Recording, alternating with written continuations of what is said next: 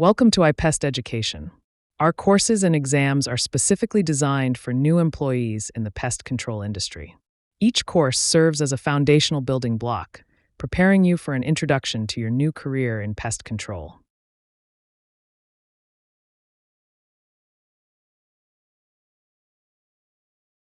Before you can solve pest problems as a pest control inspector or technician, you must understand the very basics of the pest environment. A pest is defined by its interaction with human health and living spaces. In this series of courses and exams, we will explore basic structural development, our homes, and the environments in which we live.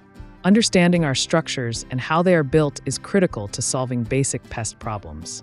To understand the pest environment for residential pest control, we must acknowledge a fundamental truth. It is not our environment. It has always been their environment. As the human population expanded, we began to encroach upon the habitats of various animals and insects to build homes.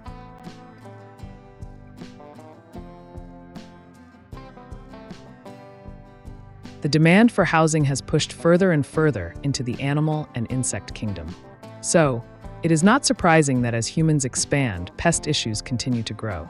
As professional pest operators, we must establish a balance between control and a safe environment. To do this, we have to see how our structures impact their environment. This course is the basic first step in that journey.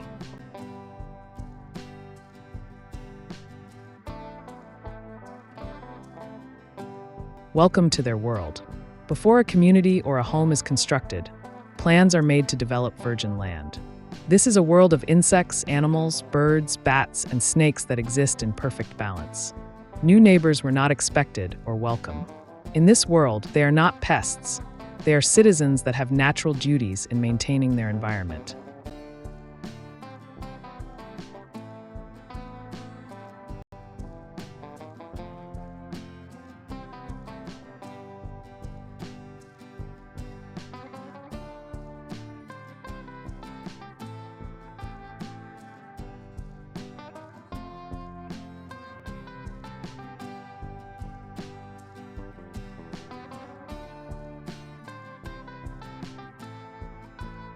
Let's take a closer look at the process.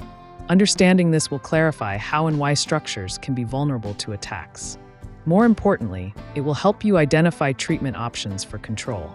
I want to emphasize the use of the word control instead of extermination, as the latter can be misleading. We will discuss customer expectations in more detail in later courses.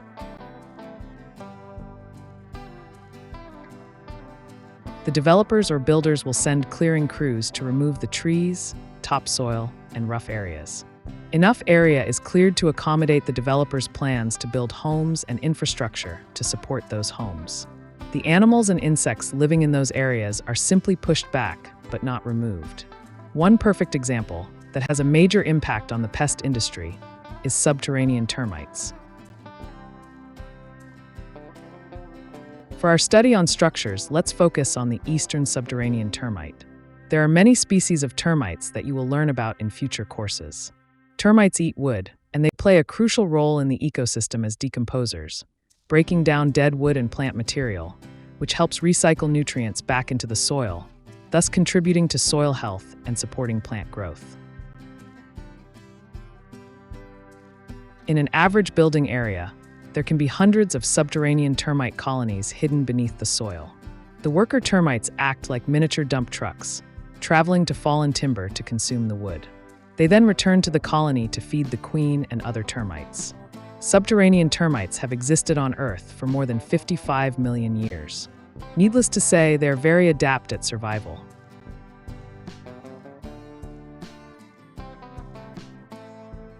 As mentioned earlier, the first major step in constructing a housing development is to clear the land to make room for the buildings and the infrastructure that will support their occupants. During the land clearing process, while the trees and topsoil are removed, many insects and animals will disperse to nearby uncleared areas. However, subterranean termites are not affected, as they nest underground, beneath the area being worked on.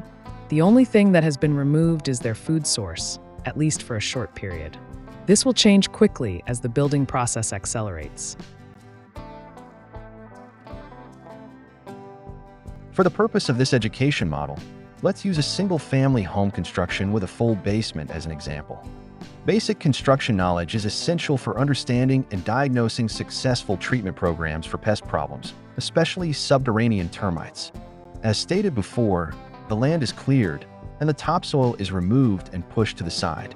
In this example, we are looking at a full basement excavation, which means a deep area will be excavated to accommodate the footprint of the house and enough room for the workers to erect the walls, which will be an overdig. Once the excavation is completed to bearing soil to the proper elevation, the building footers will be installed.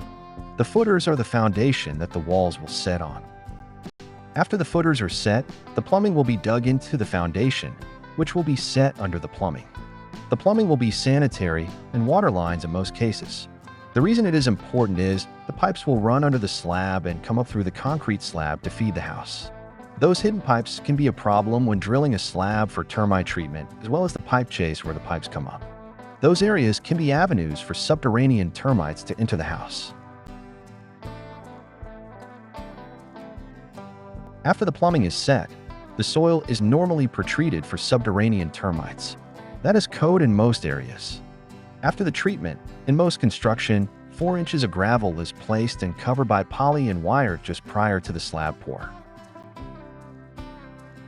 Once the gravel is in place, the final step is the concrete slab pour. In most cases, 4 inches of concrete will be poured and leveled for the slab floor.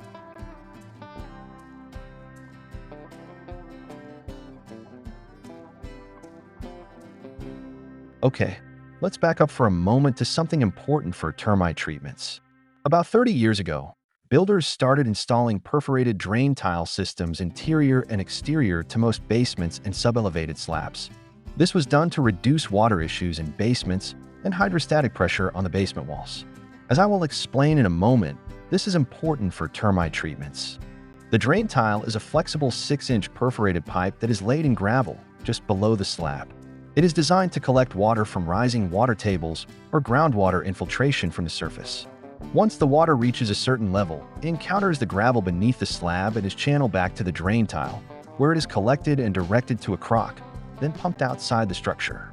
This system is intended to prevent basement flooding and damage. The builders went further to protect the structure from water damage by installing exterior drain tile just below the top of the footer in gravel. This system also intercepted rising water or water from above and directed it to the sump crock, which is equipped with a pump that expelled the collected water away from the structure.